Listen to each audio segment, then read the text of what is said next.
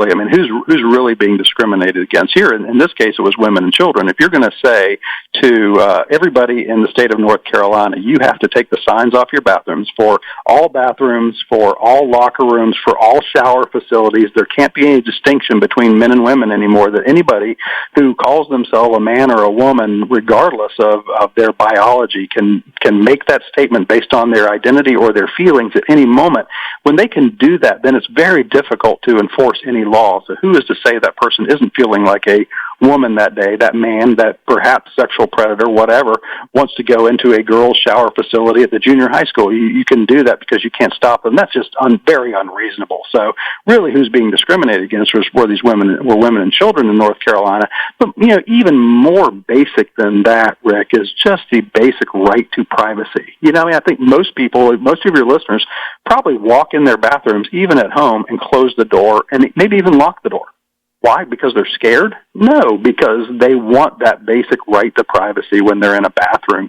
And that's what Americans want. That's what people want across our state. They want that right to privacy, and we need to continue to protect that. What does it say about us as a nation when toilet rights is an issue?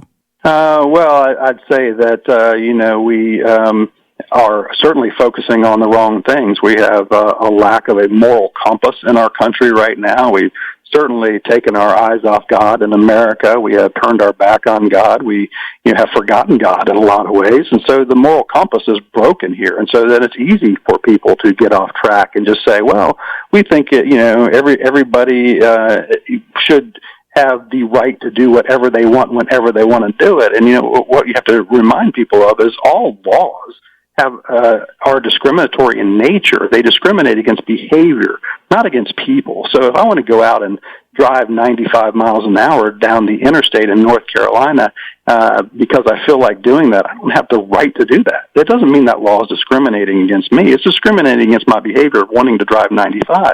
The same reason we paint lines on the road, to keep people between those lines. And just because I want to drive on the other side of the interstate doesn't mean I have the right to do that. So that law discriminates against the behavior of me wanting to drive the wrong way on the interstate. But it's not discriminating against me. And the HB2 law, or the bathroom bill, or whatever you want to call it in North Carolina, doesn't discriminate against anybody. It just keeps them between the lines. It says you need to use the bathroom of your biological sex. And if you don't feel comfortable doing that, our bill also provided reasonable accommodation for everybody, that there has to be a single stall, lockable facility, unisex, if you will, for people to be able to go in there and use that facility if they feel uncomfortable using a group facility. What role has the Charlotte Observer played in this issue? Well, pretty much all of our media in North Carolina, newspapers, we have a handful of very liberal newspapers all across the state. Every city has a liberal newspaper like the Charlotte Observer. So Charlotte and Raleigh, the Raleigh News and Observer, are two of the most liberal rags in the country right now. Pretty much just leftist propaganda arms anymore, and most of them are. Our TV stations are the same way.